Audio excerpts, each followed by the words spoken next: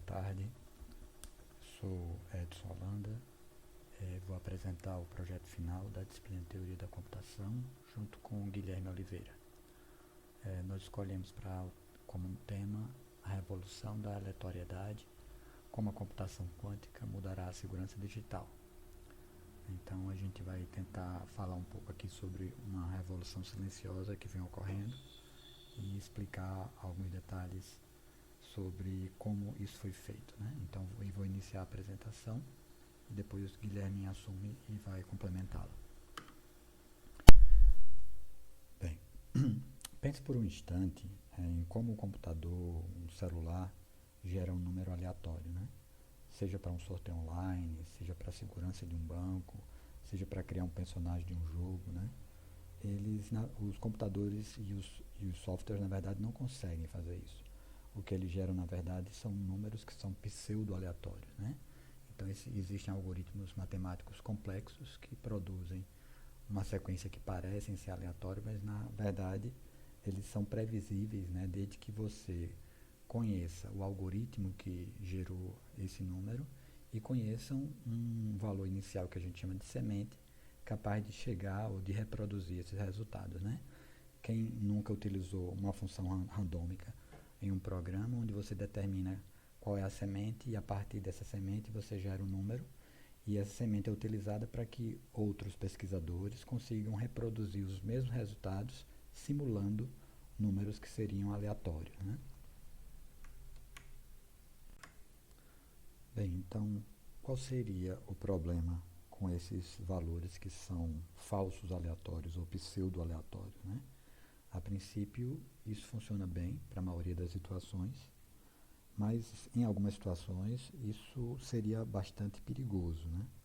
Quando a gente fala, por exemplo, em segurança cibernética ou criptografia, essa palavra previsível, ou a gente poder reproduzir isso que a princípio seria aleatório, pode gerar muitos problemas, né?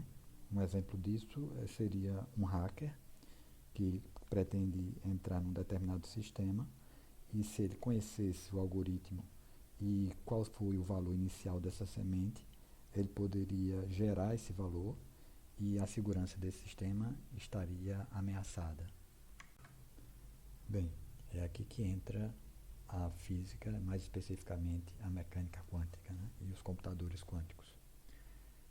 Diferente do nosso mundo, o mundo quântico ele é naturalmente incerto. Uma partícula quântica, ou qubit, pode existir em vários estados ao mesmo tempo. É o que se chama de princípio da superposição. Então, diferentemente de um bit, que tem somente dois estados, nós sabemos que ou ele é 0 ou ele é 1. Um qubit pode ser 0, pode ser 1 ou pode ser os dois ao mesmo tempo, né? A gente poderia intuitivamente tentar entender isso como se fosse uma moeda que você joga para o ar. Então, enquanto ela não cai, ela ao mesmo tempo cara e coroa. Somente quando ela está no chão é que você verifica o estado dela, quando você faz essa medição. Então, a ideia aqui seria a mesma. Então, esse processo de aleatoriedade seria introduzido através desse mecanismo quântico que é implementado nos computadores quânticos.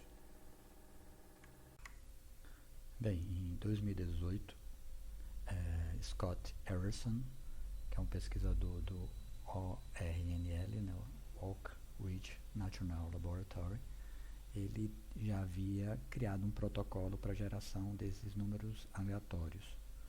Mas agora, em 2025, em junho especificamente, esse laboratório, em parceria com a empresa chamada Keycontrol, que são duas potências nessa pesquisa quântica, elas uniram força e conseguiram a geração desses números que são aleatórios, né? Como foi o processo, né? Então, primeiro eles geraram a sequência de números puramente aleatórios e depois fizeram a validação desse número utilizando um supercomputador clássico, onde através desse computador a pureza da aleatoriedade foi confirmada, né?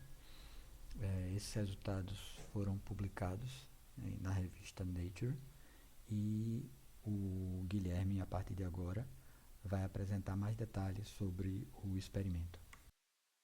Obrigado, Edson. Agora é o Guilherme falando.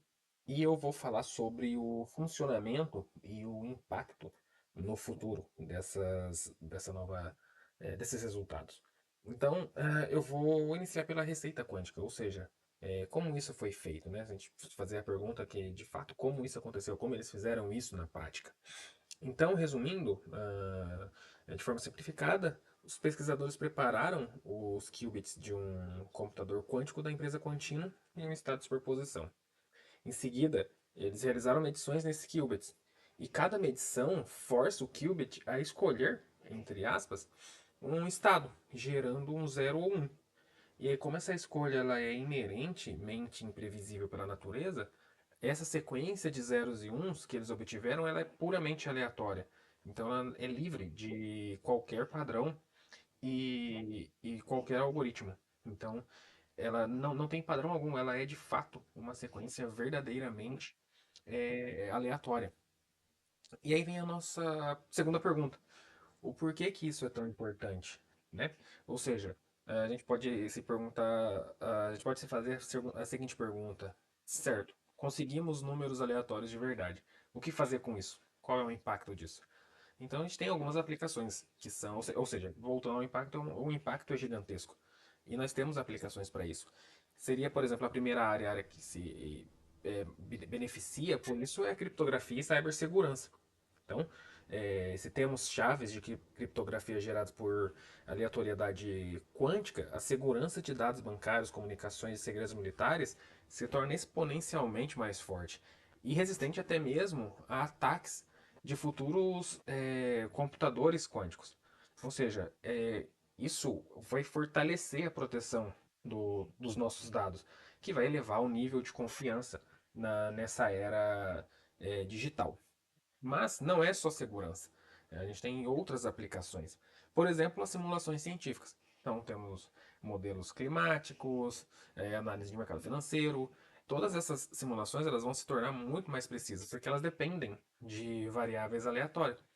Até mesmo áreas como loterias e jogos online podem garantir um nível de justiça e imparcialidade nunca antes visto.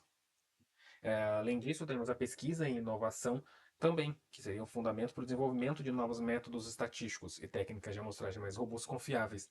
Ou seja, a gente está falando de uma base mais sólida para a ciência e para a tecnologia em geral. E falar um pouco dos desafios e o que o futuro aguarda é que hoje, por exemplo, o acesso a computadores quânticos é limitado e isso é muito caro. Então, se a gente for elencar o principal desafio, é tornar essa tecnologia escalável e acessível para que possa ser integrada nos nossos sistemas no dia a dia.